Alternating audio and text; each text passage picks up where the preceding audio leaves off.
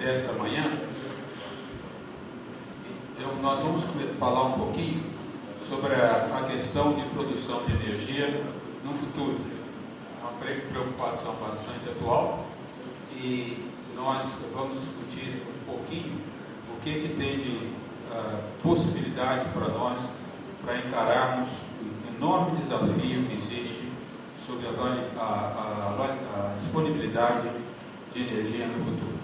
Como vocês podem ver já pelo slide do primeiro, existem várias possibilidades, nós vamos percorrê-las e já aviso que eu preparei esse seminário pensando mais nos alunos. Então, se algumas coisas forem muito elementares, me perdoem, mas pensei que tinha gente de várias áreas, então o seminário preparado nesse sentido.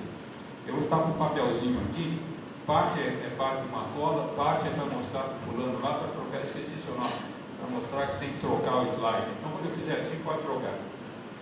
Bom, nós acostumamos tanto com energia que nem nos damos conta quanto que nós utilizamos e necessitamos da energia. Quando acordamos de manhã, se tomamos alguém tomou banho num chuveiro quente 10 minutos, um banho talvez de um chuveiro típico hoje de 5 kW, até tomei nota, ele já gastou 3 megajoules de energia de manhã tomando banho. Então vamos falar um pouquinho sobre unidade. Essa sala onde nós estamos, para fazer, por exemplo, tijolos, um tijolo ele gasta da ordem de 2 megajoules por quilo para ser feito. Concreto um pouquinho mais, 2,5 megajoules por quilo. O alumínio, por exemplo, que tem naquela janela em volta, alumínio que consome muita energia, 170 megajoules por quilo. O alumínio processado a partir do mineral. É claro que o recuperado 10 vezes menos. E assim por diante. E a atitude sempre tem, nós nos preocupamos muito, pensamos que ao ligar a televisão, aqui na nossa tomada existe um reservatório contínuo de energia. Muitas vezes nem nos damos conta, principalmente aqueles que não são das áreas mais técnicas. Mas o importante é que a energia, o que é energia? Energia é essa grandeza física que nos permite realizar trabalho útil e todos nós necessitamos dela. Nós vamos começar então a discutir um pouco a energia, vendo como é que se mede a energia, né? Já que eu falei em megajoules, etc. A unidade de energia é o joule, que é aproximadamente o que nós gastamos para fazer um trabalho e levantar uma massa de 1 quilo de 1 centímetro na força da gravidade. Bom, para ter uma ideia do que vale a energia, hoje de manhã se alguém comer uma torrada com manteiga, isso tem energia equivalente a 315 kJ. Isso daí é equivalente, por exemplo, nós podemos gastar para caminhar lentamente durante 15 minutos, ou andar depressa durante 6 minutos, ou manter uma lâmpada acesa durante 1h30, andar de bicicleta durante 10 minutos, e o mais importante é o próximo, nós podemos dormir durante 1h30. Então, se alguém aqui não gostar muito da aula, não precisa disfarçar como esse aluno, cortando o cabelo para mostrar que está prestando atenção, né? Na verdade, dormir na aula é um dos exercícios próprios para uma aula de energia, está fazendo um exercício apropriado de 1h30. Vamos para o próximo, então. Bom, de onde vem a energia? A energia tem 2 tipos de fontes, e isso é uma confusão grande que existe na sociedade. Muitas vezes quando eu pego um táxi no Rio, em São Paulo, às vezes quando me levo para o Instituto de Física, para o CBPF, eu digo, o senhor é físico? Por que a gente não usa hidrogênio para produzir energia? As pessoas não sabem, muitas não entendem, por exemplo, que hidrogênio não é uma fonte primária de energia, né? A fonte primária de energia são as fontes que realmente nós podemos tirar energia sem fazer nenhum trabalho para processá-las ou para obtê-las. Então, o próximo, por favor, eu quero chamar a atenção porque nós vamos estar discutindo nesse colóquio somente as fontes primárias de energia, as alternativas que nós temos. Pode mudar. Uma outra coisa que eu quero chamar a atenção é a questão de energia em potência e unidades. Infelizmente, a nossa sociedade é tão mal preparada cientificamente, que essa questão de idade é uma coisa que voa para a cabeça de muita gente, né? Então, a confusão entre energia e potência é grande. Sempre me lembro quando tem qualquer coisa de energia, ou um apagão, qualquer coisa na Globo, o repórter falou, subiu tanto, 350 kW por hora, foi uma confusão danada, ninguém entende. Então, para lembrar certo, né, que a potência é, na verdade, a taxa que nós realizamos energia, né? Então, por exemplo, se nós levantarmos a mesma massa, da mesma altura, num tempo menor, nós necessitamos ter mais potência disponível, embora a energia gasta seja a mesma. O próximo, por favor. Uma curiosidade é essa unidade de energia, o cavalo a vapor, que foi uma unidade introduzida por James Watt quando ele criou a máquina a vapor. Nós já vamos voltar a ela daqui a pouco. Ele tentava medir a energia, mostrando como é que a máquina dele, quantos cavalos substituiria para realizar o mesmo trabalho no mesmo tempo, né? Essa foi a ideia que ele teve para introduzir essa questão do cavalo. O vapor não é uma unidade que nós não vamos estar falando aqui, mas é interessante porque lembrem que a máquina de James Watt foi feita ainda em meados do século XVIII, há muito tempo atrás. Nós vamos voltar a isso daqui a pouco. O próximo, por favor. Essa tabela é só para, como nós vamos estar falando em várias energias, unidades nessa palestra, uma delas inclusive a tonelada de óleo equivalente. Então, se vê que uma tonelada de óleo equivalente é mais de 42 gigajoules de energia, né? Então é uma energia muito grande que tem uma tonelada de óleo equivalente. Eu tenho umas fatores de conversão, não vou ficar muito tempo nisso, quem quiser depois pode copiar para nós prosseguirmos na aula, por favor. Bom, vamos falar um pouquinho, começar com uma breve história de como a energia apareceu para o homem, né? Então, escavações arqueológicas mostram que o homem aprendeu a controlar o fogo há mais de 50 mil anos. Aqui tem uma foto da época que o Mariano, do Jornal da Ciência, foi e tirou desse evento importante para o homem. Então, mais de 300 mil anos, o homem já começou a aprender a dominar o fogo, que foi a primeira forma de energia. Na verdade, na pré-história, o homem só usava a energia do fogo para aquecimento e para se proteger, até ou para iluminar. Mas na idade da pedra, há cerca de 30 mil anos, o homem já começa a aprender a dominar o fogo para cozinhar alimentos e outros processamentos.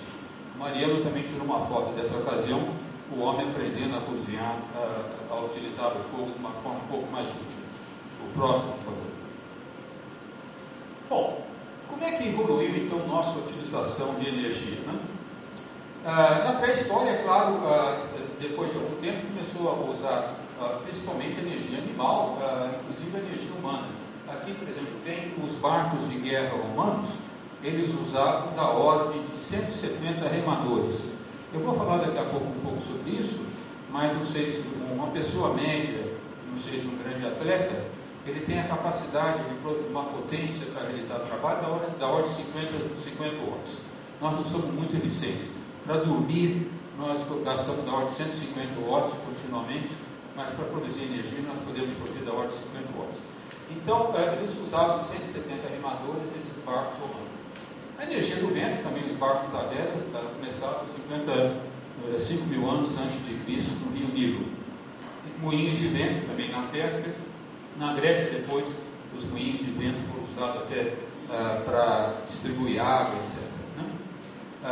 Moinhos d'água também foram desenvolvidos na Grécia. Energia solar, tem essa história que dizem que foi verdadeira, né? Que foi a primeira vez usada por Arquimedes, que usou um espelho para botar fogo em navios romanos durante a guerra. Eu não sei se isso é verdadeiro, mas muita gente diz que isso ocorreu realmente. Bom, a energia fóssil é curioso.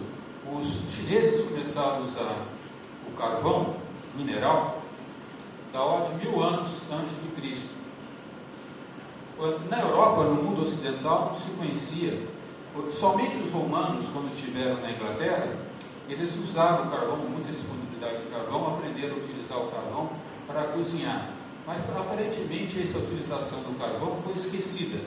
Então, por exemplo, tem o Marco Polo no livro, não sei se alguém já leu o livro, ou leu o livro do Marco Polo, mas ele mostrou já mais de 1000 anos depois dos romanos estarem na Inglaterra, surpreso com a utilização do que eles chamavam de pedras grandes que queimavam como carvão vegetal, né?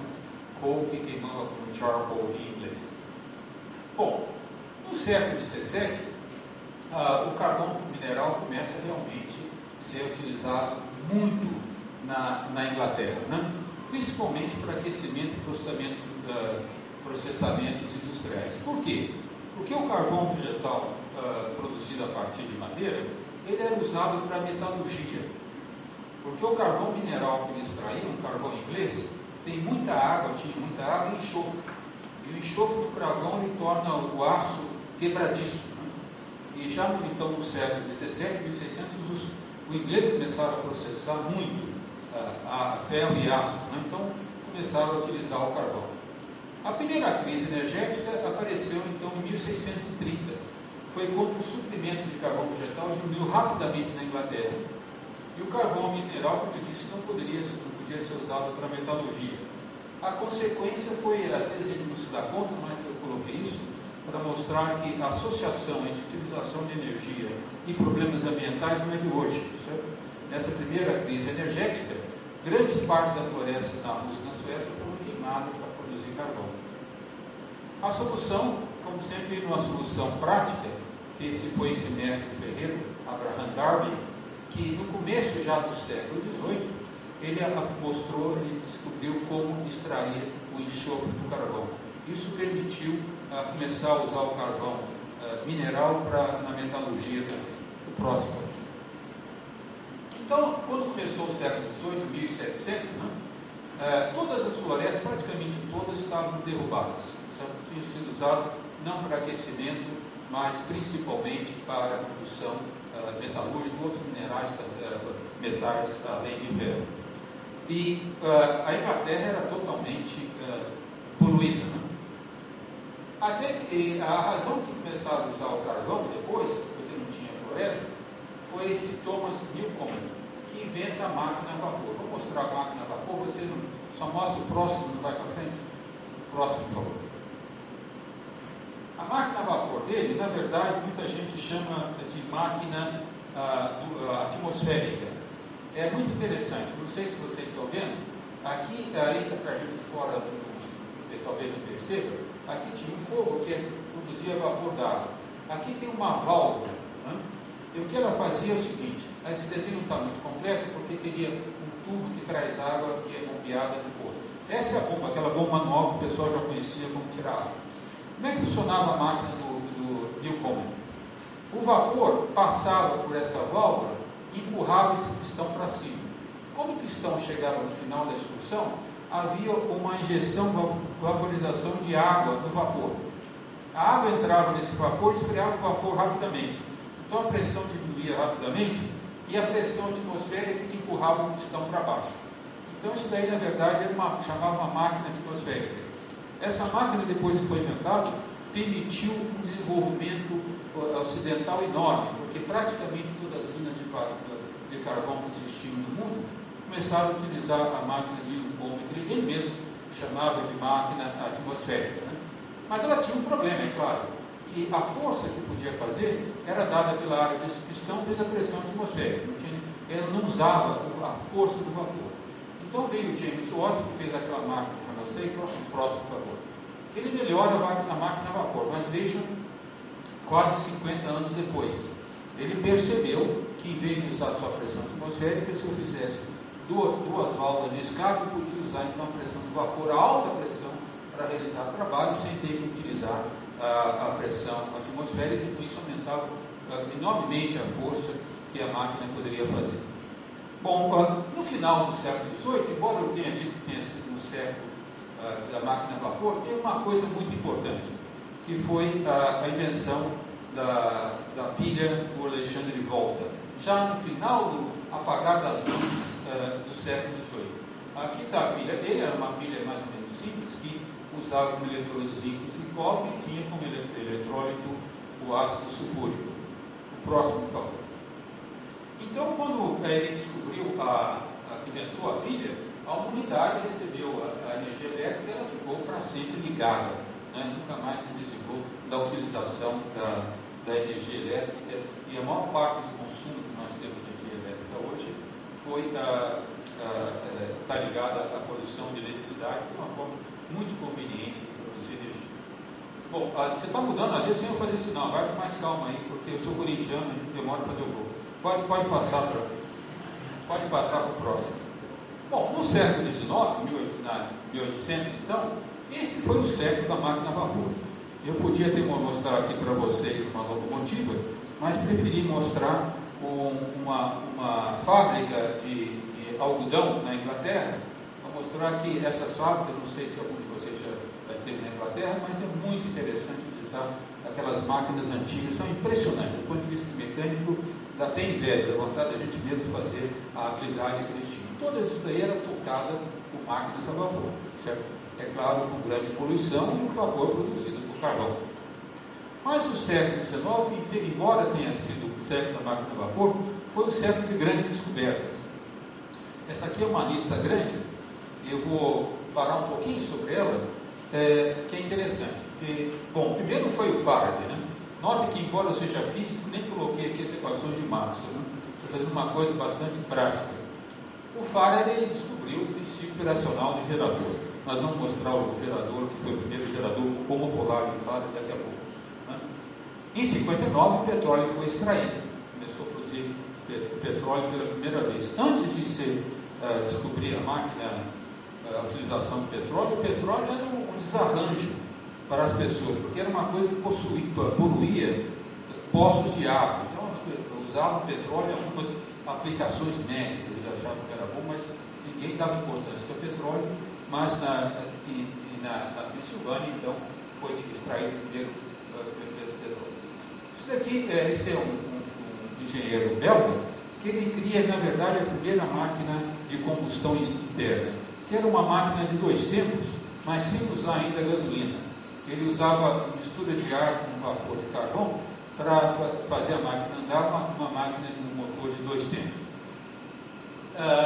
E essa é uma coisa que talvez muitos não saibam, mas o Auguste Bouchot, ele era um professor de matemática na França, e ele foi a primeira pessoa realmente a utilizar a máquina, a energia solar para fins de produção de energia. O que ele fez? Ele fez uma máquina a vapor, ele concentrava o calor do sol no foco do espelho, produzia vapor e tocava uma máquina a vapor. Ele fez isso porque ele, já naquela época, estava preocupado com o problema do carvão ser um elemento extremamente importante para todo mundo. Então era uma questão estratégica, né? Um material estratégico para a França, e a Inglaterra dominava a produção do carvão. Então ele queria ver uma alternativa para o carvão. Como dizia o nosso antigo ministro José Israel Vargas, estratégico para um país é tudo que ele tem muito ou que ele tem muito pouco, né? Então ele tem que cuidar disso. Então ele fez uma proposta, ganhou dinheiro do rei da França para produzir a máquina. Ele instalou a primeira máquina na Argélia. Mas os ingleses foram espertos, imediatamente assinaram um contrato com o governo francês, baixaram violentamente o preço do carvão que era vendido para a França e matou a máquina do Bouchot. Mas eu vou voltar a ela daqui a pouco para mostrar como é que ele resolveu esse problema depois. Com o famoso engenheiro Otto, né, depois ele inventa então a máquina de combustão interna em 4 tempos, e agora usando combustível gasolina. Então aí realmente subiu muito a produção a utilização de petróleo. Em 79 o Edison inventa, interessante. Uma coisa interessante que não sei quantos sabem, a primeira usina hidrelétrica, já usando o gerador de Faraday, foi instalada nesse rio Fox, em Appleton, no Wisconsin. Era uma usina bem complicada, se não ver foto dela daqui a pouco, porque naquela época não sabia problema de regulação da voltagem produzida. Então a única maneira de ver se está produzindo é acender lâmpadas de Edison. Então ele fez essa usina para tocar uma fábrica que ele tinha, uma indústria. O único jeito de ver se a lâmpada estava acendendo, subindo, era muito instável. Por isso é considerado, muita gente, os engenheiros elétricos, consideram que a primeira usina hidrelétrica foi feita instalado por volta em Tesla, na Niagara Falls, depois em 1895, não me lembro bem. Mas eu quero mostrar isso porque a primeira usina hidrelétrica instalada no Brasil, foi em Juiz de Fora, já foi 2 anos depois, certo? Então o Brasil naquela época não estava muito atrasado com esse tempo. Então o próximo slide que vocês verem, aqui está o gerador no polar de Faraday, a Mac-Lenoir. Aqui eu estou mostrando o gerador solar de Bouchot, voltando a isso, porque ele ficou tão desanimado, mas ele gostava tanto da energia solar, que ele depois fez essa máquina que ele botou do lado da torre Eiffel. Está vendo um espelho parabólico, o primeiro a ser construído, foi por ele, e o que ele fez para isso foi para produzir gelo.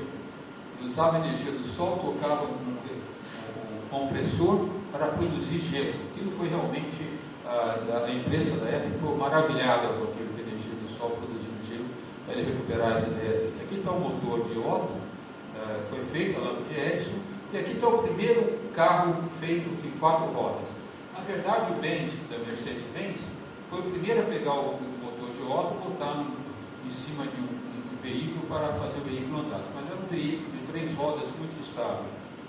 Então, o Gottlieb Daimler, que foi o primeiro a realmente botar esse motor que vocês estão vendo aqui e tocar um carro de 4 rodas.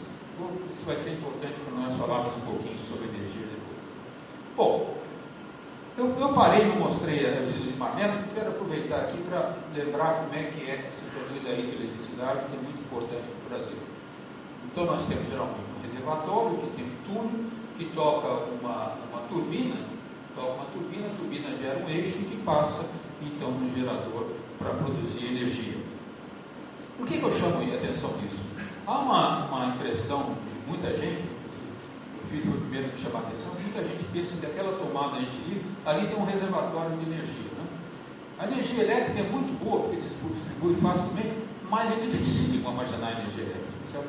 Na verdade, na hora que nós consumimos aqui, ligamos alguma coisa, com a velocidade de propagação da onda eletromagnética numa linha de transmissão, a usina lá, ou as usinas ligadas, tem que responder imediatamente.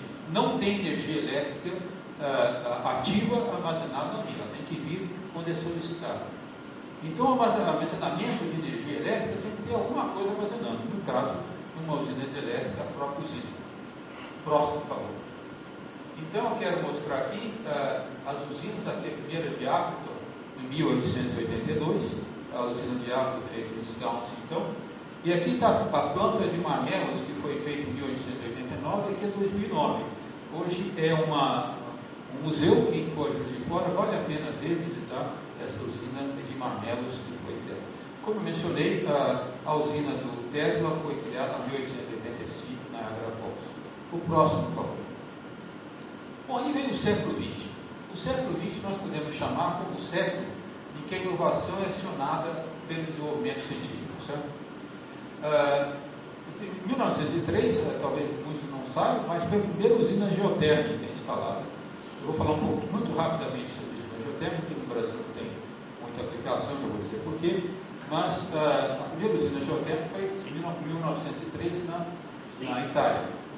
Em 1905, o Einstein faz a teoria da relatividade especial, que dá essa é a fórmula que todo jornalista conhece, né? Quando fala de relatividade, E igual a MC2, que é a fórmula básica para a produção de energia.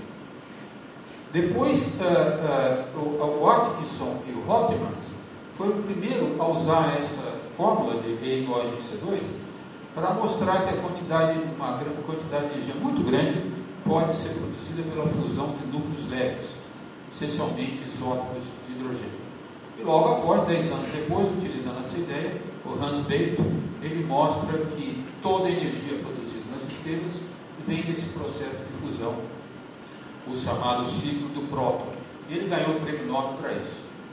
Em 1939, a Lise Meitner, que trabalhava para esse professor Otto Hahn, descobre o processo de fissão nuclear. A Lise Meitner, para as mulheres que estão na audiência, ela é um grande exemplo. Ela foi a segunda doutora em física da Áustria, Universidade de Viena, em 1902, se não me engano. E naquela época o problema de gênero já aparecia, né? Era muito inteligente, ela fez várias coisas, descobriu vários isótopos, trabalhou em vários lugares, principalmente com esse professor Otto Hahn. Já acabou aqui o negócio? Não. Já acabou. O professor Otto Hahn, e ela descobriu, dizem que foi ela realmente que descobriu a fissão nuclear, mas foi o professor dela que ganhou o prêmio Nobel. É um pouquinho a história que aconteceu com o Latz depois, né? Em 42, pouco tempo depois, 3 anos depois, o Henrique Fermi, usando já a fissão nuclear, constrói a primeira reação à fissão como chama a Universidade de Michigan. E depois, uma coisa interessante é que em 53, esses 3 senhores, Pearson, Chapin e Fuller, desenvolvem a primeira célula solar baseada inteiramente em silício no Bell Labs. É curioso como essas histórias vão. O Pearson, na verdade, todos os 3 trabalhavam no Bell Labs, e o Bell Labs pediu para ele estudar por uma série que tinha as baterias que o Bell Labs utilizava, que funcionavam muito bem nos Estados Unidos, mas nos trópicos não funcionavam bem. E pediu para ele estudar esse problema. Ele começou a estudar esse problema e o Pearson, não, o Chapin, que foi pedido, e o Pearson e o Fuller trabalhavam já em semicondutores. Souberam dessa história e começaram a conversar. Depois vou mostrar para vocês, e eles realmente deram origem às células de energia solar, as chamadas células fotovoltaicas. Em 54, vocês notem que é só 15 anos depois da descoberta da fissão nuclear, já é construída a primeira usina nuclear em temperação na União Soviética. A gente sempre fala em inovação tecnológica, né? Quando uma coisa é inovada, é quando uma coisa física se transforma em uma coisa aplicada e vai ser comercializada. Isso simplesmente demora, e o caso da fissão nuclear é muito interessante, que em 15 anos já tiveram o processo utilizando a usina nuclear. Bom, em 91, foi produzida pela primeira vez no relatório do Tokamak Jet na Inglaterra, que é um laboratório da Comunidade Europeia, a produção de energia por reações à fusão, a mesma que toca o Sol, mas de uma forma controlada, nós vamos ver daqui a pouco. Então, esse foi um século muito importante, que desenvolvimento agora foi um desenvolvimento acionado pela ciência. Próximo. Bom, eu vou falar um pouquinho sobre energia geotérmica, que eu não vou falar mais. Muita gente não sabe como a energia geotérmica funciona. Geralmente, é claro, dentro da Terra nós temos um caroço muito quente, né? Mas a energia geotérmica não é incontável com isso. A energia geotérmica, ela utiliza reservatórios quentes geotérmicos, como tem no sul de Goiás, que tem água. E a ideia de uma máquina utilizando energia geotérmica é injetar água fria nesse reservatório que tem água quente. Essa água se difunde e se extrai água quente de volta, e essa água quente então faz um gerador de vapor que vai tocar uma turbina e depois tem que ser condensado e voltar. Por que eu chamo a atenção disso? Chamo a atenção disso, dessa máquina, para você entender. Ele tem uma coisa fundamental em física, que é o chamado ciclo de calor. Quanto que pode ser eficiente uma máquina que opera entre uma fonte quente, que está aqui, e uma fonte fria, que é o condensador que está lá, né? E a eficiência é simplesmente 1 menos a temperatura da fonte fria, onde a gente libera o calor, sobre a temperatura da fonte quente, isso medido em graus Kelvin. Agora, acontece que no Brasil, nós temos poucos reservatórios em que a temperatura da água é acima de 60 graus centígrados. E o nosso meio, onde nós temos que liberar o calor, dá ordem de 20 e poucos. Então, se vocês pegarem 20, somarem com 273 e dividirem por 60 somado com 273, vê que dá um número muito próximo de 1. Então, quando eu faço 1 menos isso, necessariamente as máquinas geotérmicas do Brasil teriam baixa eficiência, diferente da Islândia, por exemplo. É muito frio lá fora e a temperatura lá embaixo é acima de 100 graus. Então, é possível utilizar a energia geotérmica, mas não tão facilmente como se pensa. Próximo slide, por favor.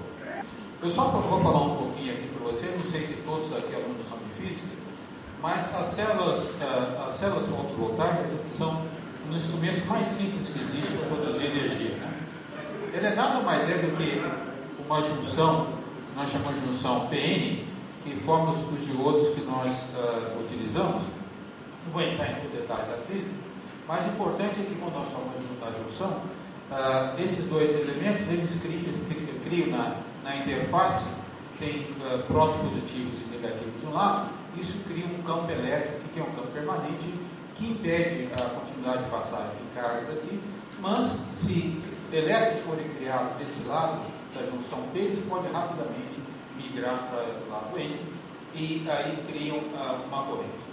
O que é uma célula fotovoltaica? Está ruim um pouco a transparência do slide, mas aqui é simplesmente uma lâmina transparente, no qual a luz bate, e aqui tem um elemento, aqui tem as trilhas de contato da luz.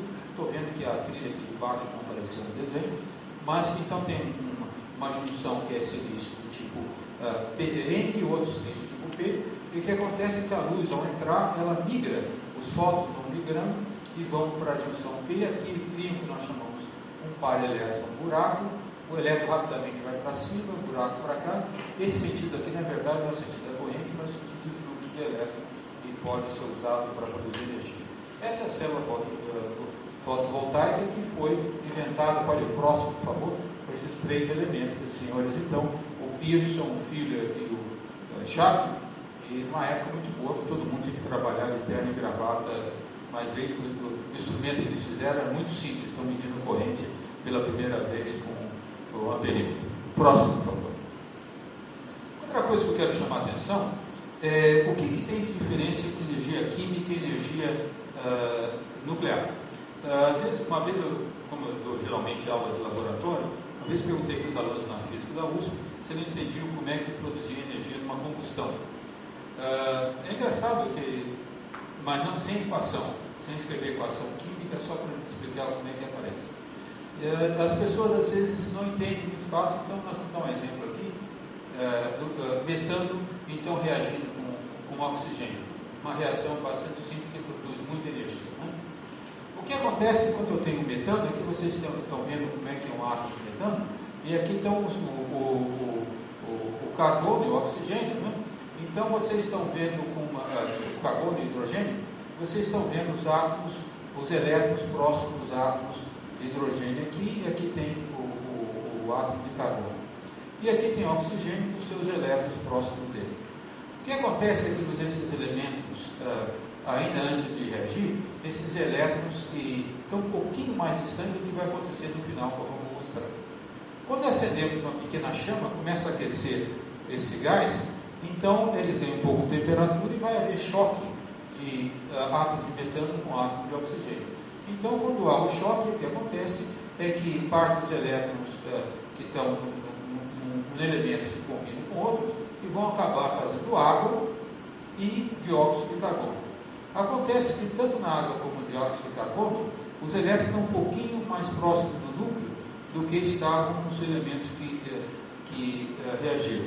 Isso é o que os químicos chamam de entalpia de formação ou energia de ligação das moléculas. Essa energia é como se nós tivéssemos uma pedra na Terra, bem longe da Terra, e depois de bater em outras coisas, a pedra vem para uma posição mais próxima do centro. Isso significa que a energia potencial que ela tinha mais distante é perdida na hora que se aproxima na posição final.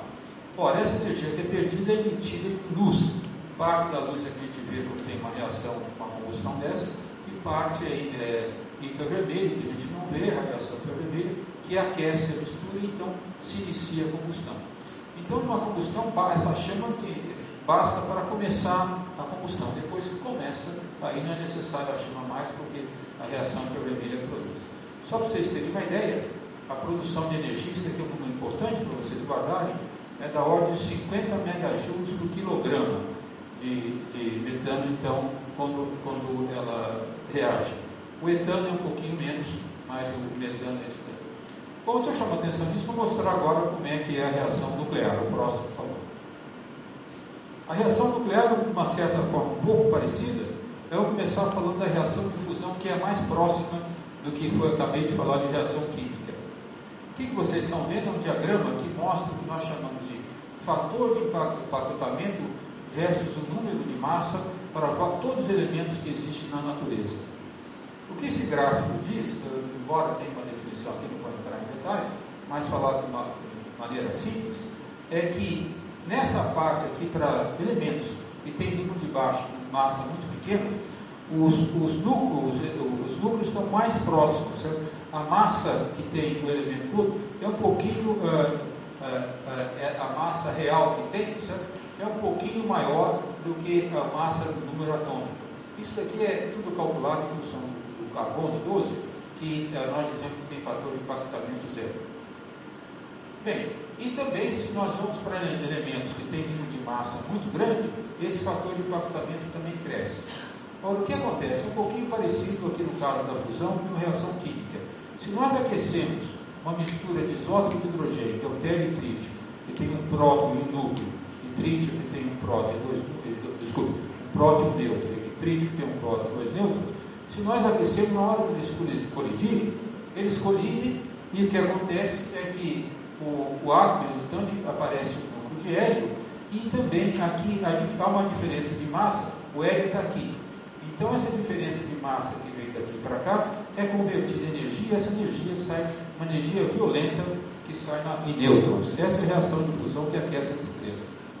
O hélio que aparece também sai com uma energia, mas ele é como se fosse a radiação infravermelha. Ele continua na mistura, ele colide com elétrons e ajuda a aquecer a reação. E é assim que acontece uma reação de fusão. A reação de fissão é diferente. Eu tenho um átomo de urânio geralmente mais funcionável 235, e colido esse urânio com um nêutron. Esse núcleo se rompe, criptônio e bário, depois tem outros elementos ao longo da cadeia que vão decaindo, e esses dois núcleos caem para cá. Então, se somarmos a massa desses núcleos resultantes e compararmos com a massa inicial, veremos que vai ser menor, e essa diferença de massa também é convertida em energia. Vocês se lembram que a reação do metano, que eu falei, era 50 megajoules por quilograma. Olha o quanto que era uma reação de fusão. É 3,2, vocês não mencionam, vezes 10 oitava megajoules por quilograma de combustível.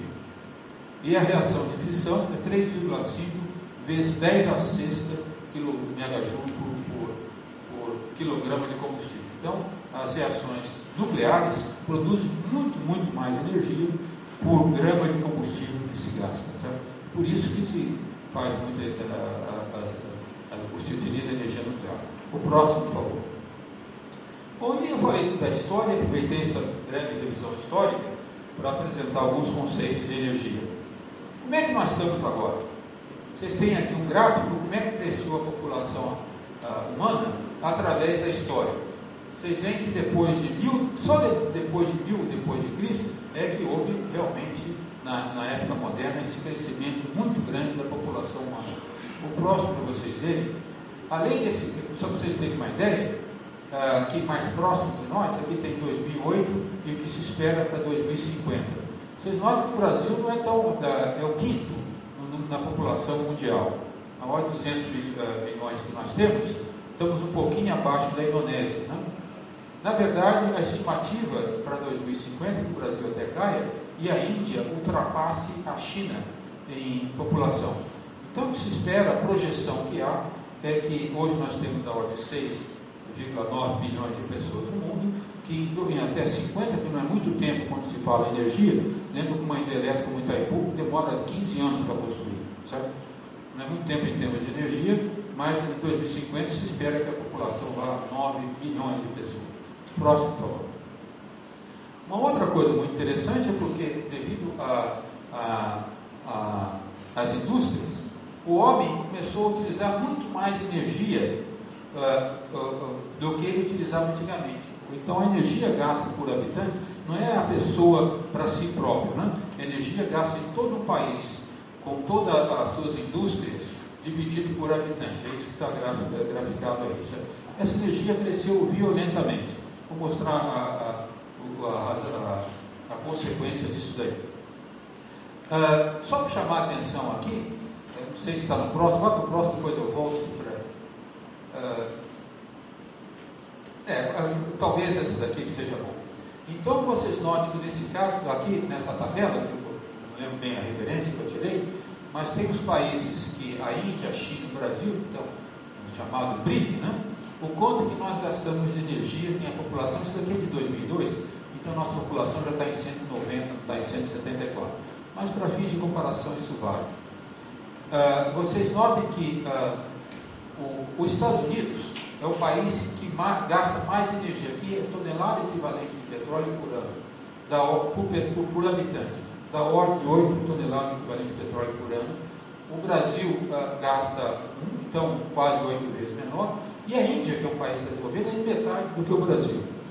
Então, o problema de demanda de energia para o futuro não é só a questão de demanda porque a população está crescendo.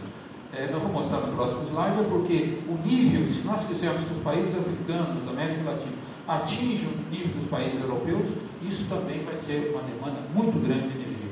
O próximo, não sei se está marcado aqui, o que eu queria dizer. Aqui eu vou chamar a atenção para o segundo, que é isso. Também foi um aluno que numa aula na USP me chamou a atenção. Ele falou: professor, o senhor viu aquele anúncio interessante que tem na televisão, num programa, não sei se você já viu, do CNPq, fazem a cidade sustentável. Então tem uns meninos andando na bicicleta, acende uma luz que apaga, etc. Aquilo é a propaganda mais enganosa que pode existir, né? Foi o aluno que me chamou a atenção. Por quê? Dá a impressão que as coisas são tão fáceis. Como eu falei, a capacidade muscular de uma pessoa é 50 watts. Se nós quiséssemos pegar a energia que o Brasil gasta por habitante por ano, certo? Uma tonelada equivalente de petróleo por ano significa 1,4 kW. E o pessoal precisava de 29 escravos trabalhando para cada pessoa o tempo todo. Certo? Então, fazer uma propaganda daquele tipo, cidade sustentável, transmite uma ideia para a população que as coisas são fáceis assim, muito enganosas. Até eu vou falar com o Glaucio Oliva, isso aí, há uma semana atrás, que ele me chamou a atenção, para tomar cuidado com isso. O repórter sempre gosta, o pessoal de divulgação sempre gosta de fazer as coisas atrativas. E isso é muito ruim, fazer coisa atrativa que é enganosa. O próximo slide, por favor. Qual é a previsão para o futuro? Isso daqui é um instituto de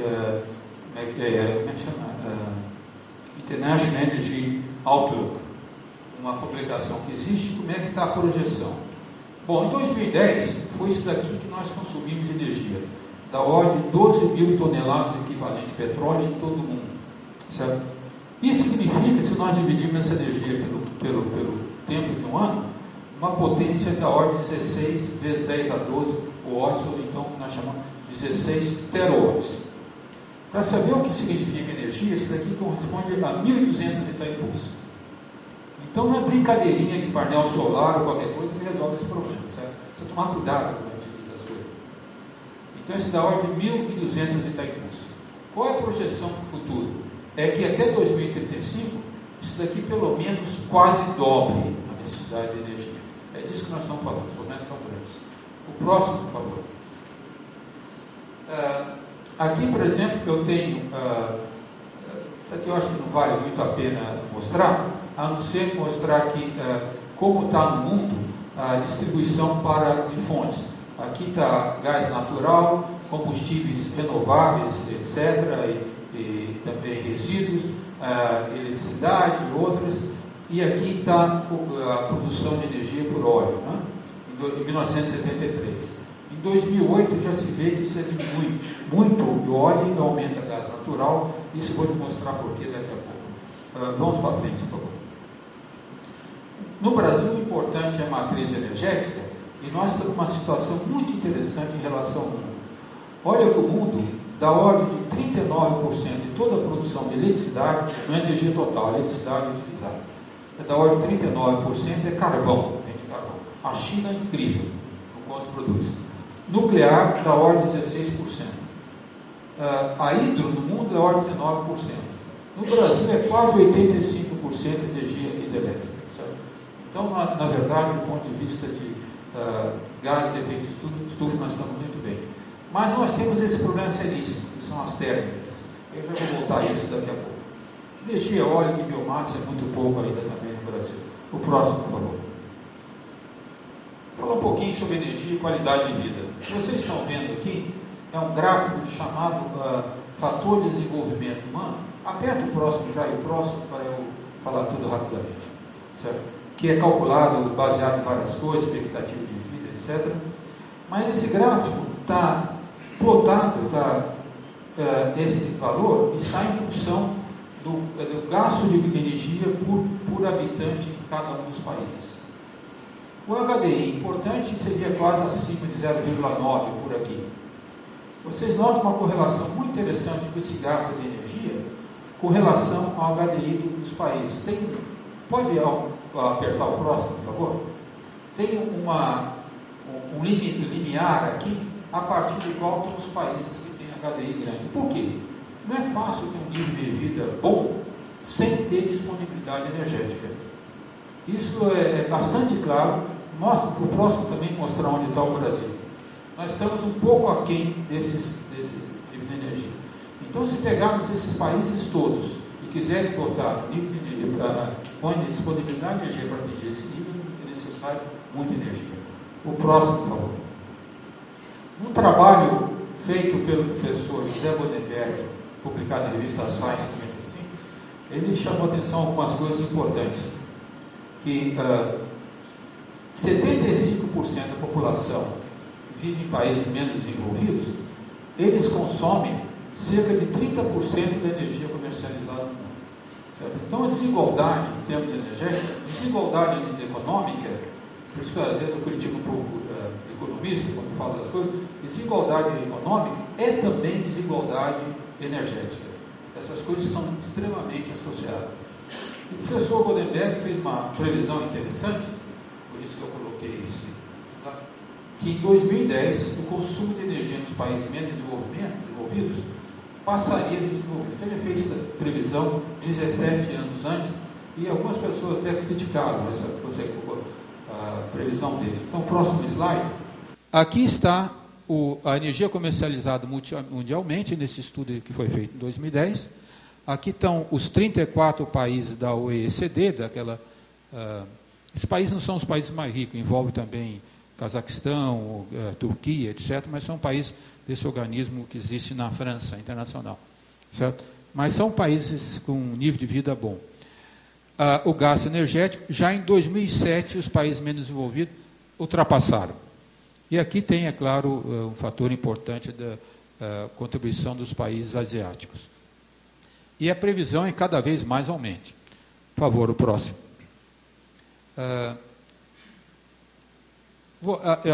Eu acho que não vou, desse daqui, passar muito. O próximo para colocar o que eu quero falar. O próximo slide, por favor. Bom, então nós temos que pensar, com toda essa necessidade de energia elétrica, o que nós vamos fazer no futuro? Uma vez eu falei isso daí até para a nossa presidente, numa conversa que nós tínhamos sobre energia nuclear. O problema de fazer previsão energética é uma questão extremamente estratégica, que é como guiar um carro numa estrada. Esse daqui é um outro desenho do Mariano. Como guiar um carro numa estrada. Para guiar o carro, nós temos que prestar atenção no que está logo à frente, certo? Nós temos que programar o que está logo à frente, mas também com o olho que está muito mais adiante, certo? Não dá para prever o que está muito mais adiante se nos preocuparmos só com o que está imediatamente.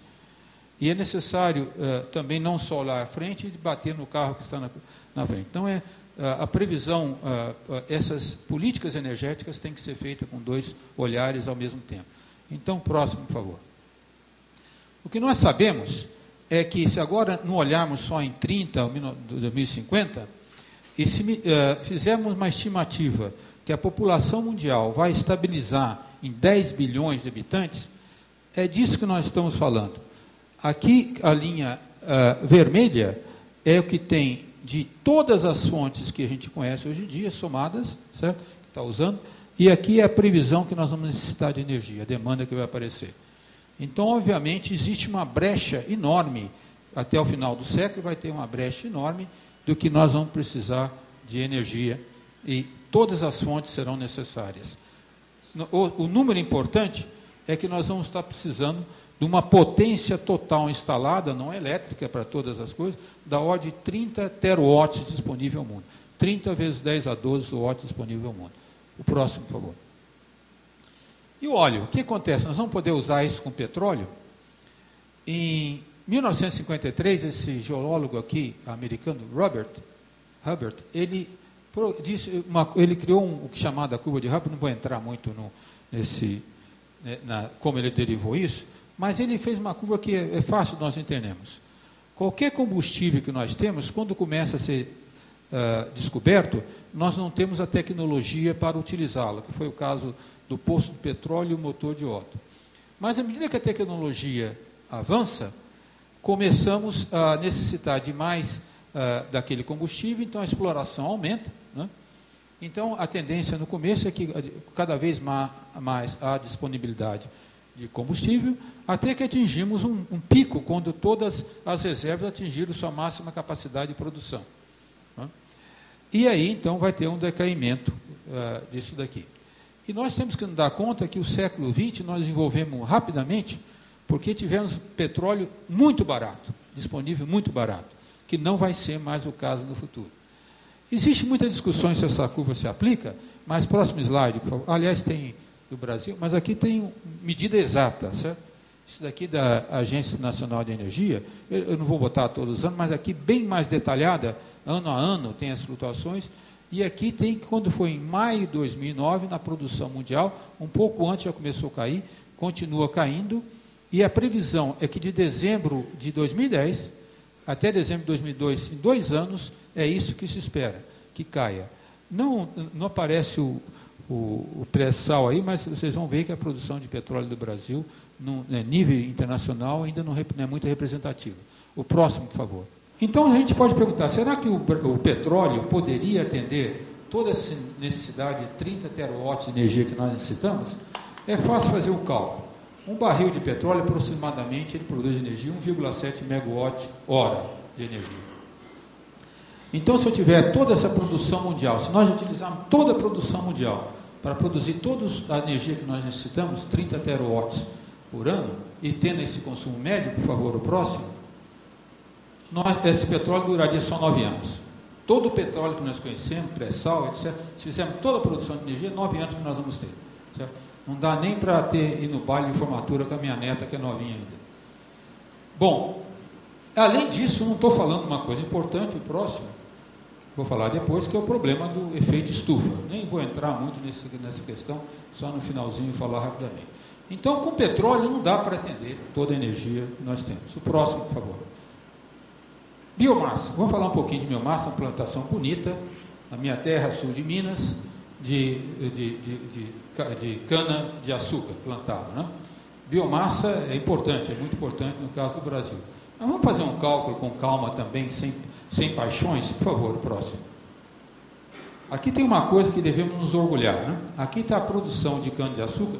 A biomassa eu vou representar pela cana, que é a coisa mais eficiente que nós temos para produzir energia.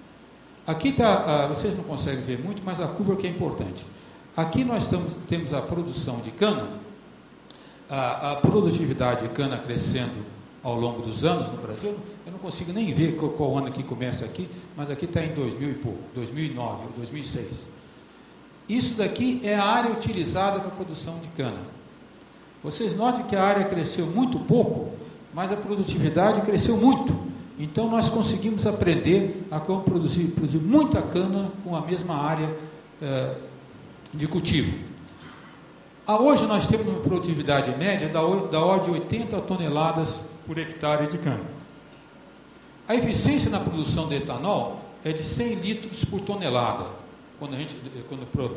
Nas usinas nós temos, na verdade é menor, 80, mas eu estou fazendo tudo aumentando para pensar que isso pode aumentar um pouquinho. Qual é o poder calorífico do etanol? Isso vocês podem ver no Balanço Energético Nacional de 2011, o Balanço Energético Nacional é publicado a cada ano, é 5,3 megacaloria por litro. Se nós levarmos em conta que nós temos uma colheita por ano de cana, nós podemos calcular a energia média produzida por isso. Toda energia produzida é 22 vezes 10 a 12 joules por quilômetro quadrado. Ou 0,7, se nós levarmos em tempo essa colheita aqui, 0,7 megawatt por quilômetro quadrado, se dividirmos essa energia pelo tempo de um ano. Por favor, o próximo. Qual é a área agriculturável do mundo? É 7,8 vezes 10 a 6 quilômetros quadrados. Então, se nós utilizarmos toda a área agriculturável do mundo, certo? Não produzir nada de comida, toda que existe, nós produziríamos 5,5 terawatts de energia. Quer dizer, 1/6 daquele necessário previsto. Então, biomassa é importante, nós podemos usar, e em todo o país não vai produzir cana com a eficiência do Brasil, mas também tem que entrar com outros elementos. Não se resolve tudo com biomassa também. Próximo, por favor. Energia eólica. Essa aqui é uma foto muito bonita. Um dos países mais desenvolvidos em energia eólica no mundo é a Espanha. E aqui está nas Ilhas Canárias, moinhos de vento. Tem um antigo, que eles já sabiam disso, e os moinhos de vento modernos. O próximo, por favor. Vocês vejam que no mundo todo, vocês não podem ver isso, mas onde estão essas caixinhas? É onde estão medindo com cuidado o que tem de vento e as potências instaladas nos 10 primeiros países que têm mais potências instaladas no mundo todo. Vê que na América Latina não parece quase nada, né? No entanto, próximo, por favor. E nós estamos numa perspectiva boa. Existe um Technology Roadmap, que é publicada pela Agência Nacional de Energia, que diz que, na verdade, a produção eólica pode crescer até 12% de toda a energia elétrica que vai ser necessitada em 2050. Certo? Então, tem uma boa perspectiva, mas para isso é preciso instalar da ordem de 47 gigawatts de potência nova por ano para atender isso. É claro que a energia eólica tem dois problemas que são também associados à energia solar. É intermitência na geração e não há possibilidade de atender a utilizar a rede elétrica que nós temos. A energia eólica tem um problema de explicar claramente. Suponha que eu tenha os moinhos lá na região toda da costa de Pernambuco e Rio Grande do Norte, onde já tem. Certo? O vento é intermitente e a velocidade varia. Quando eu produzo muita energia, como eu disse, energia elétrica não dá para armazenar como energia elétrica. Então, para ser eficiente, tem que ser lançada na rede. Tem que ser lançada na rede. A rede de distribuição nacional todinha está interligada. Essa potência que sobe é uma potência que sobe na rede. Torna a rede estável. Pode derrubar a rede toda. Na verdade, aconteceu exatamente nos Estados Unidos isso. No estado de Nova York, que produz muita energia, tem uma produção muito grande, tiveram que desligar rapidamente vários sistemas. Então, as redes nossas, isso não é caro, aliás, é caro, mas não exige tecnologia nova. Não precisa de ser o que chamam hoje em dia as smart grids. Mas as redes elétricas nós têm que ser modernizadas, porque elas foram pensadas para se distribuir potência como assim.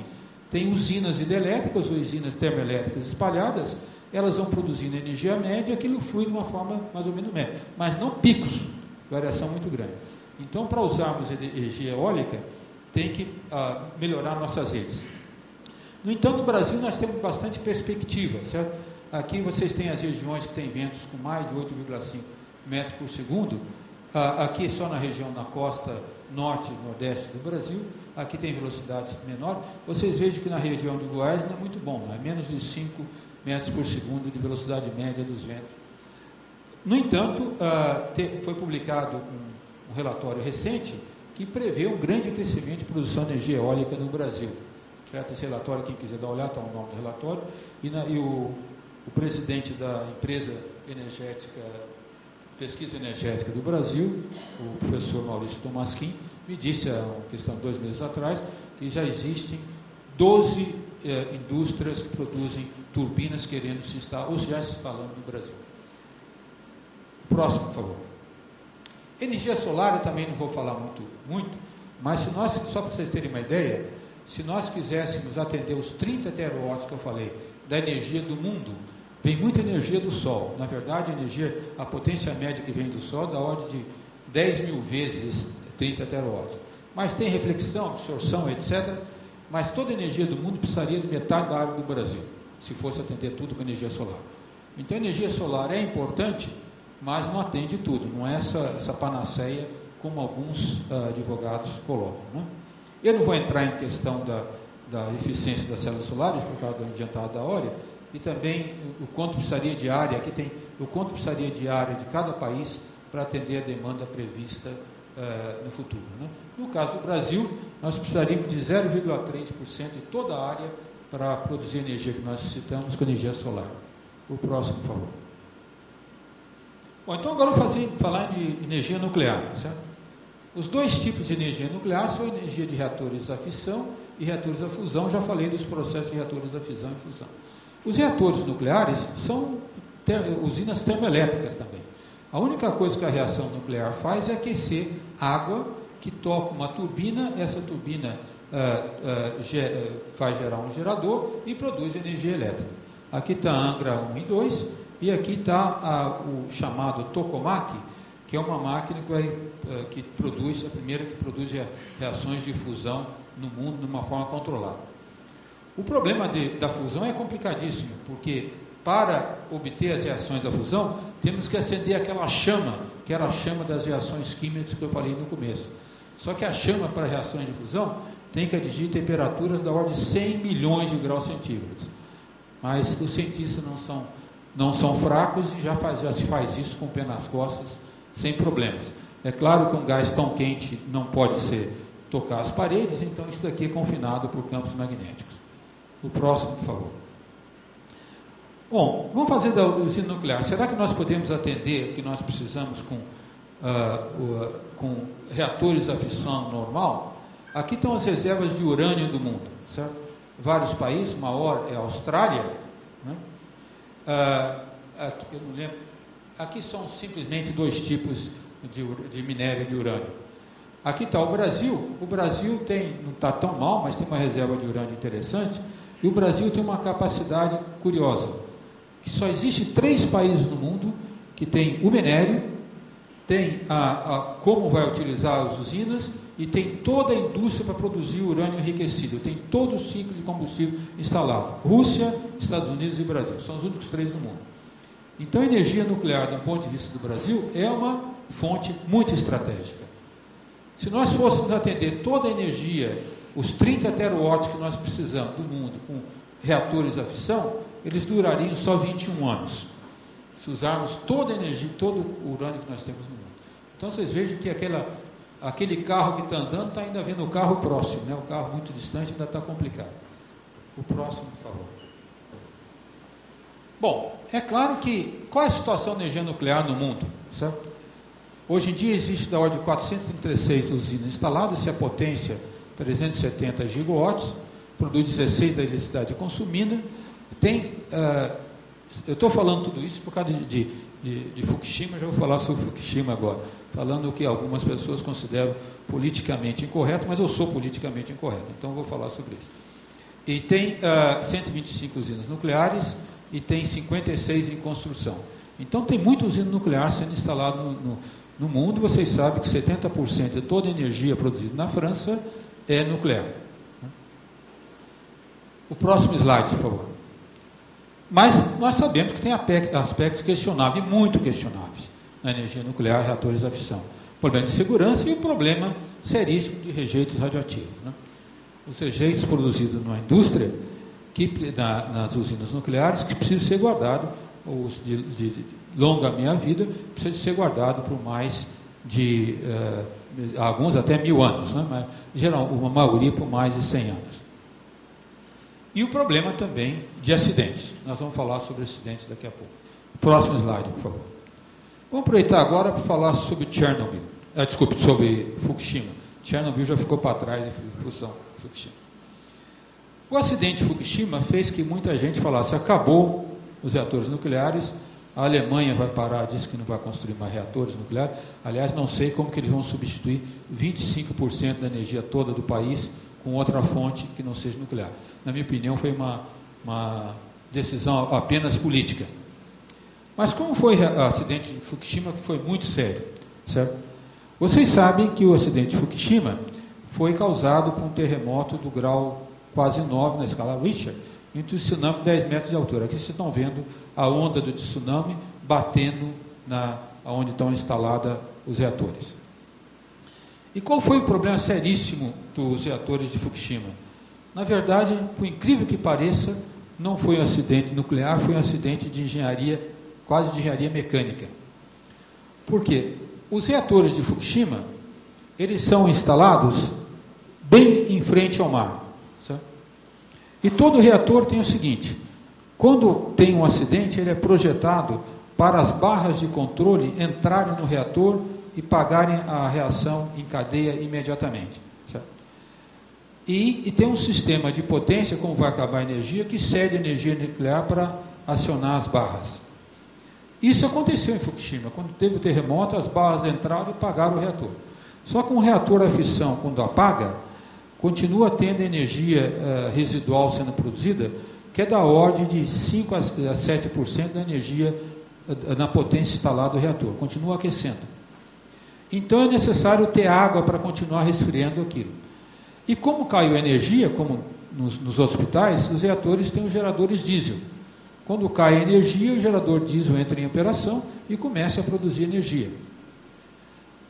Não sei se vocês viram que os reatores de Fukushima, os 6 começaram a entrar, a desaparecer pouco a pouco. Primeiro um, depois outro. O que aconteceu?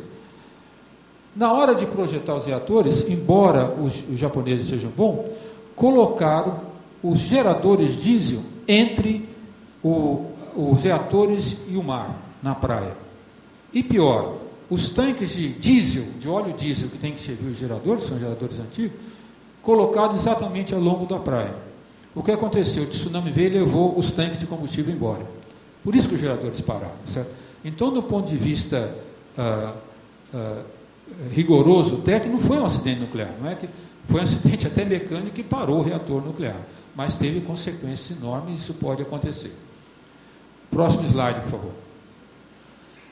O problema grande de reatores nucleares é que quase todos os reatores, o de Fukushima, por exemplo, são reatores que foram projetados no que nós chamamos de geração 1 de reatores.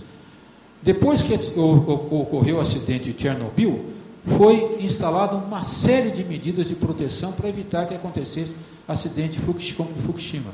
Mas os reatores de Fukushima são antigos, projetados nessa época. Hoje em dia nós já temos reatores de terceira e quarta geração, em que todos os elementos de controle são automáticos, não necessitam de energia elétrica, eles caem por gravidade. Certo? Então, tem esperança que no futuro esses reatores, acidente tipo de Fukushima, nos nossos, por exemplo, no Brasil, é impossível acontecer um acidente do mesmo tipo. Por favor. Mas por que nós necessitamos de energia nuclear? Aqui é um gráfico do presidente da Eletronuclear, o Dr. Otto, o nome dele eu acho que não está aqui, não está. Mas muito interessante. O que ele fez? Fez uma coisa interessante. Isso que vocês estão vendo, ele pegou todo o fluxo de água de todos os rios do Brasil e juntou como se fosse um rio único. Certo? E levando em conta o que existe de chuva durante o ano. O que vocês estão vendo aqui é a flutuação, como eu disse, energia elétrica não é armazenada na rede, é armazenada lá na usina. Isso é a flutuação que vocês verem se tivesse um único rio no Brasil, em função do tempo, desde 99 até 2006. Então, vocês veem que tem uma periodicidade grande, não tem essa constância que nós pedimos. Como que nós fazemos para suprir esses decréscimos e manter uma produção de energia constante? Nós temos que, quando cai o pico, atender com outra coisa. Como é que é atendido com termousina? Queimamos petróleo e gás. Queimamos petróleo e gás natural, certo? Então, a usina hidrelétrica, às vezes eu vejo falando, não, em vez de usina nuclear, vou construir hidrelétrica.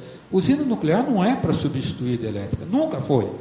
E no Brasil não deve ser nunca, não é como na França. Usina nuclear é para suprir, quando cai, em vez de termoelétrica, que causa gases de efeito estufa. Até agora não falei em número, eu disse que não gosto de falar em número, mas, por exemplo, quilowatt-hora. Megawatt-hora de hidrelétrica é da ordem de R$ 75,00, de usinas nucleares R$ 150,00, mas a termoelétrica também R$ 150,00. Então, as usinas nucleares entrariam para cobrir, para garantir essa permanência de fornecimento de energia. O próximo, por favor. Esse gráfico é para mostrar por que eu acho que o governo fez bem até de construir a H3. O que vocês estão vendo é o tipo de usina. Isso daqui é para uma usina de 1 megawatt, ou 1 gigawatt, que são as usinas típicas, né? O tipo de usina aqui eu tenho energia total produzida em um ano, o que gasta de combustível nuclear, a nuclear 27 toneladas, aqui tem carvão, gás natural e petróleo, porque a usina nuclear, falei, ela entra nas termoelétricas. Por exemplo, carvão, que tem muito carvão, no Brasil não muito, mas no mundo tem, uma usina de 1 gigawatt um ano produz 400 mil toneladas, aliás, produz 400 mil toneladas de cinza de carvão. O dióxido de enxofre, certo? Produz 20 mil toneladas, petróleo 2.200 toneladas de dióxido de enxofre. E assim vai. O NO2, que é outro gás terrível, produz carvão 20.400, petróleo quase 1.000 toneladas de carvão por ano numa usina dessa. E assim nós vamos. O CO2, que é o gás importante de efeito estufa, é terrível. Isso é o problema da China. 7,4 milhões de toneladas só uma usina de gigawatt produz por ano jogando na atmosfera. O gás natural é muito bom, produz um pouco menos, e o petróleo também. E assim vão todos. Outro problema que são os aerosóis, são os particulados que vão jogados para a atmosfera. Então, não é que a usina nuclear tem um problema de resíduos de longa duração, mas calma aí um pouquinho, certo? Nós vamos, já sabemos, já acabei de dizer que com hidrelétrica você não satisfaz, não mantém a produção de energia. Precisamos de usinas térmicas. Ou é nuclear, ou é usina termoelétrica queimando combustível fóssil. As eólicas e solares também não atendem isso, porque tem intermitência, nós não podemos garantir que elas satisfaçam a intermitência quando necessitamos. Próximo slide, por favor. Então, aqui está como está a construção de H3, como está o estágio, e ela vai ser concluída, e eu acho que o governo fez muito bem de aprovar realmente a construção, embora tenha ocorrido o evento de Fukushima, eu acho que não ter feito isso teria sido um erro estratégico muito grande. Próximo, estamos acabando, né? Finalmente, falar sobre reações de fusão. Bate 2 vezes, 1, 2, 3, para não ficar muito complicado. Pode ir os próximos. O próximo também. O importante das reações à fusão é que, como eu disse, tem que fazer colidir um átomo de deutério com um átomo de trítio, né? E eu não vou entrar muito em detalhe, mas a reação principal, aqui não apareceu por causa da tela, mas do isótopo de hidrogênio deutério com trítio produz essa energia. E para produzir a energia que nós queremos, temos que ter, nós medimos muito em fusão, temperatura e energia térmica, em kV, mas essa temperatura aqui equivale a 600 milhões de graus centígrados que temos que ter no plasma para produzir essa energia. O próximo, por favor. No mundo esse é o Tokamak Jet na Inglaterra, para vocês verem como é grande. Aqui está a câmara de vácuo dele, tem um homem trabalhando dentro da câmara. Isso daqui é um plasma produzido numa descarga dessa, você não vê quase nada, porque aonde tem plasma muito quente, é totalmente ionizado, não produz luz, então não se vê nada, né? Vocês não conseguem ver aqui atrás, mas aqui tem um hominho pequenininho para ver como é que a máquina é grande. Essa foi a máquina que fez pela primeira vez a produção de energia nuclear por fusão de forma controlada. O próximo, por favor. Aqui está ele, quanto foi produzido em várias operações, mas em 1997 produziu de forma absolutamente controlada 15 megawatts de energia. Não produziram mais e pararam, porque essa máquina não foi projetada para ter blindagem radioativa. Então, os nêutrons que batem no aço da câmara de vácuo tornam ela radioativa. Então, tem um limite máximo de quanto que pode produzir nesse reator. Mas isso foi a comprovação científica e eu vou mostrar daqui a pouco a consequência disso. O próximo, por favor. Para mostrar que não é só estrangeiros, aqui está um ex-aluno meu da USP, o Ernesto Lerch, que trabalha lá no JET. Dentro da câmara está aqui a filha dele, os 2 filhos dele, vendo se o pai dele instalou os latrilhos de berílio na coisa corretamente, né? Então você vê que tem brasileiros também trabalhando nessa máquina. Hoje é professor da École Royale Militaire de Bruxelas. O próximo, por favor. Bom, como as reações à fusão deram certo, foi feito um consórcio mundial que vai construir o primeiro protótipo no reator à fusão, mas principalmente para estudar o problema de aquecimento da parede do reator. Já vou explicar o que é. Esse tokamak chama ITER. ITER em latim, esse daí seria em inglês, International Thermonuclear Energy Reactor. Mas em latim é importante porque ITER significa o caminho, certo? Então essa palavra foi escolhida também porque seria o caminho para a humanidade para 2100. Nós temos um colega lá atrás que está sem o cabelo imitando uma pessoa, mas está fazendo um bom exercício da aula de energia. Então já vou acabar agora mesmo. Vocês veem que essa máquina é enorme, mas ela deve produzir 500 megawatts de potência por 400 segundos. Está sendo instalado em Cadarache, na França, um consórcio internacional para o qual o Brasil foi convidado a participar, mas ainda o governo não aceitou. Essa máquina deve entrar em operação em 2020 e operar pelo menos uns 12 anos, porque qual é o problema? Embora a gente saiba produzir energia, reator, a energia radiada, como na reação química, o plasma também produz muita energia. A energia radiada é tanto que na primeira parede, nessa região que nós chamamos de... Nessa região que nós chamamos de vetor, vai ter 10 megawatts de energia depositada por metro quadrado. É como se eu colocasse um metro quadrado aqui, 100 mil lâmpadas de 100 watts irradiando. Então, o material que resiste a isso não existia, mas foi descoberta uma liga chamada Eurofer, que vai ser testada aí. Só pode ser testada nessa máquina, não tem outro lugar para testar.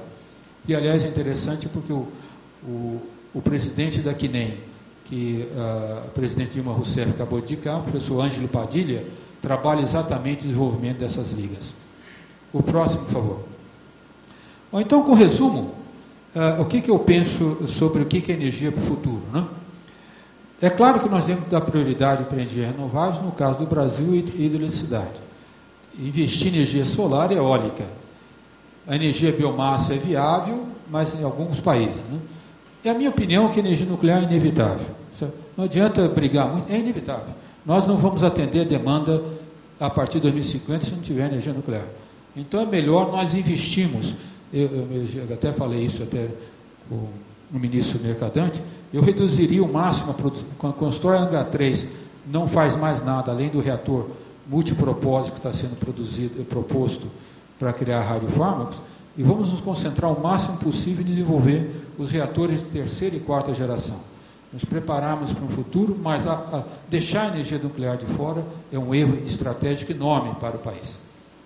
E é claro que depois desse meado desse século, a única fonte viável é a fusão. Então nós vamos terminar todo o próximo slide como Spider-Man criando a energia fusão. Muito obrigado.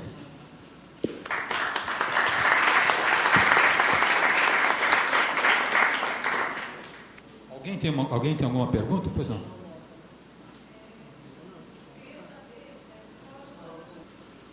A pergunta foi muito boa, né? Deutério nós extraímos da água do mar, certo? Ou da água em geral, né?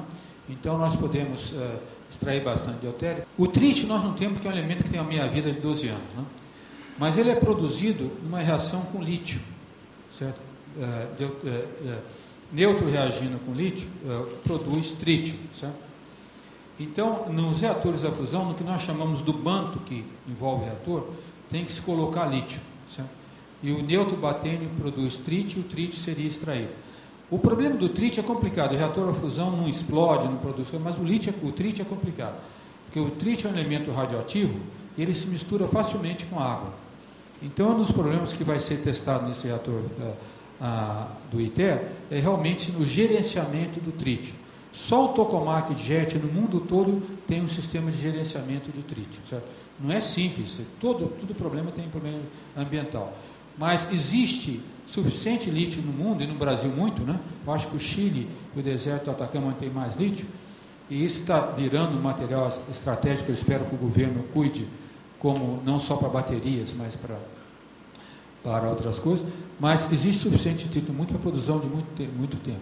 O slide que eu queria mostrar, se você pegar todo o lítio que tem uma bateria de um laptop e juntar com o deutério que consegue extrair de um copo d'água, você produz energia equivalente a 50 mil toneladas de carvão.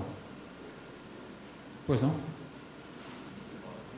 É claro que isso funciona, mas isso tem a ver com o primeiro slide, o terceiro slide que eu mostrei. Certo? Isso não é uma fonte primária de energia. Para produzir essa eletricidade, você precisa do caminhão passando. Certo? Tem uma coisa que os ingleses gostam de falar, não se engana a mãe natureza. Né? Não existe moto perpétua. certo? E tudo tem uma eficiência. Você não vai produzir eletricidade.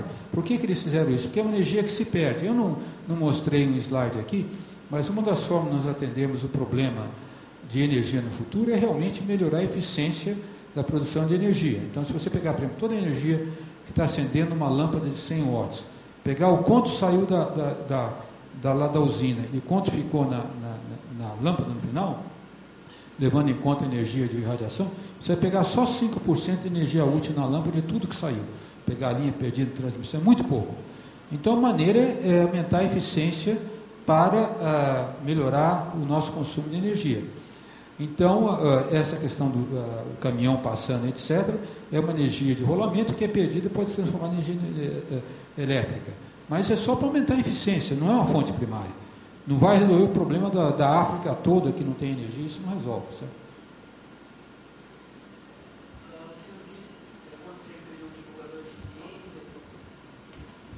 Bom dia, Vinícius, da Escola Brasil de Jornalismo Científico. O senhor disse, quando se referiu aos divulgadores de ciência, que eles tornam as coisas atrativas, mas enganosas. E aí a gente tem essa pesquisa de 2010 do Ministério de Ciência e Tecnologia, até feita pelo físico Ildeu, né, que aponta os maiores interesses de ciência do brasileiro, e física não é um dos temas que aparecem nessa pesquisa. Eu queria saber do senhor se essa opinião sobre as coisas menos atrativas, mais atrativas e mais enganosas também não contribui para essa opinião do brasileiro. Eu sabia que quando falasse isso ia ser controverso, mas eu falei, inclusive, que eu sou muito amigo do Ildeu, certo? É muito importante, uma das coisas que nós fizemos, lá no CBPF, nós criamos, embora seja um instituto de pesquisa, nós criamos todo um projeto de divulgação da ciência, e, aliás, ganhamos o prêmio da SBPC em 2006, em função da divulgação da ciência. E temos, inclusive, um laboratório lá, que não tem nada a ver com a pesquisa do CBPF, mas fizemos um laboratório didático e trazemos alunos de escolas públicas, o tempo todo frequentando, fazendo experiências, etc. Né? Então, a razão da minha crítica, e esse que apareceu aqui, ela foi específica para aqui. É quando, a minha idade já tem muito contato com jornalistas e pessoas de divulgação, é quando as pessoas querem tornar as coisas muito fáceis. Entender um conceito é importante, mas tem coisas que são difíceis. Não adianta você enganar e mudar uma coisa. É difícil. Então, é preciso tomar muito cuidado, aqueles que trabalham em divulgação científica, para não estarem repetindo as coisas fáceis. Vai em qualquer feira da ciência aí. Até algumas coisas a gente coloca no CBPF. Tem uma coisa de eletricidade, tem alguma coisa que teve agora, por exemplo, que o pessoal da NT mostrou, um foguetinho andando, que você acende. Tem alguma coisa de física moderna? Não tem. Tem alguma coisa mostrando a mecânica quântica operando? Não tem, porque é difícil. É difícil. Então, fica na divulgação científica, às vezes repetindo coisas que são fáceis, é interessante, tem uma primeira atração, mas é preciso algo mais. Nesse caso específico, desse anúncio, que eu nem tinha prestado atenção na televisão, depois que o aluno da Poli me falou, eu fui prestar atenção, aquela propaganda, na minha opinião, é definitivamente enganosa. Botar gente tocando bicicleta, pensando que vai fazer uma cidade sustentável, é um absurdo total. Está completamente errado. Então, desculpe, mas isso é que não deve ser feito, na minha opinião. Existe algum gargalo na produção de energia por fonte renovável que possa, uma vez solucionado, fazer com que as fontes alternativas de energia ocupem um espaço maior nesse grid, a um ponto de nós termos, talvez, a demanda mundial completamente abastecida para essas fontes, coisas que hoje você mostrou que está longe de acontecer? Existe um breakthrough que, uma vez atingido, nos dê maior força nas fontes alternativas? Bom, aquilo que eu mostrei agora, é que realmente para atender toda a demanda necessária não é possível só com fontes renováveis, mas pode atender uma grande parte da demanda. Não existem gargalos fundamentais, na minha opinião. Vou começar por energia solar. A energia solar, ainda o gargalo continua sendo a eficiência das células solares e o custo, certo? Mas, por exemplo, vamos pegar um caso do Brasil em questão de energia solar, para ficar um gargalo simples, e na minha opinião seria fácil resolver, bastaria o governo ter interesse, certo? grande parte do consumo de eletricidade no Brasil é chuveiro elétrico. Grande parte é chuveiro elétrico. Inclusive, a maior parte das cidades grandes tem que ter até as termoelétricas em operação quando começa a chegar à noite. Certo? Bom, a questão de aquecimento de baixa qualidade, que nós sabemos, é totalmente solucionável com painéis solares, totalmente solucionável.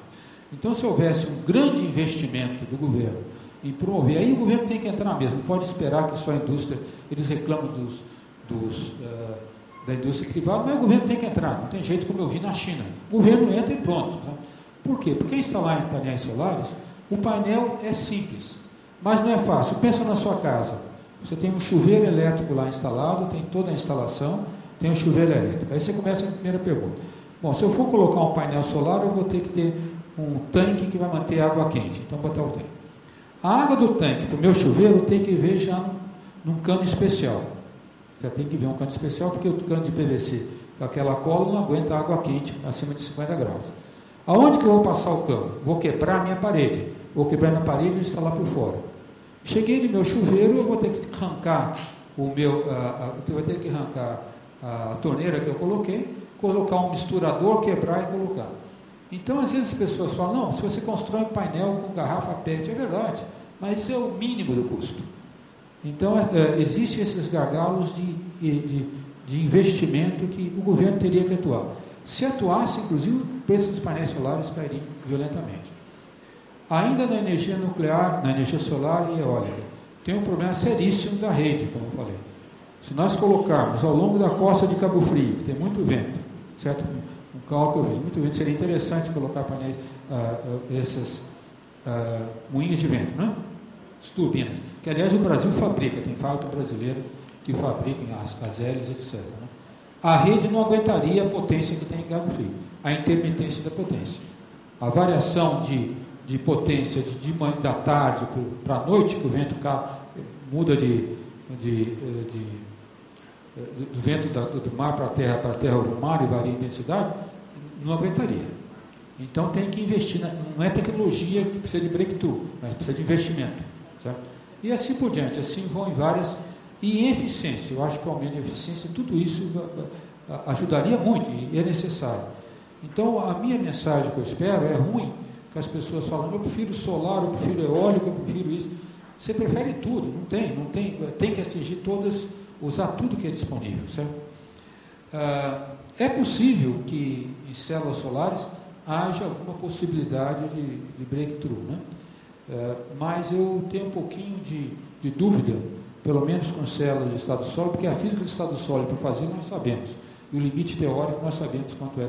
Aliás, o Chapman, Filler e Pearson já calcularam, teoricamente, o limite quando fizeram a célula de silício, 20 e pouco por cento, 28%.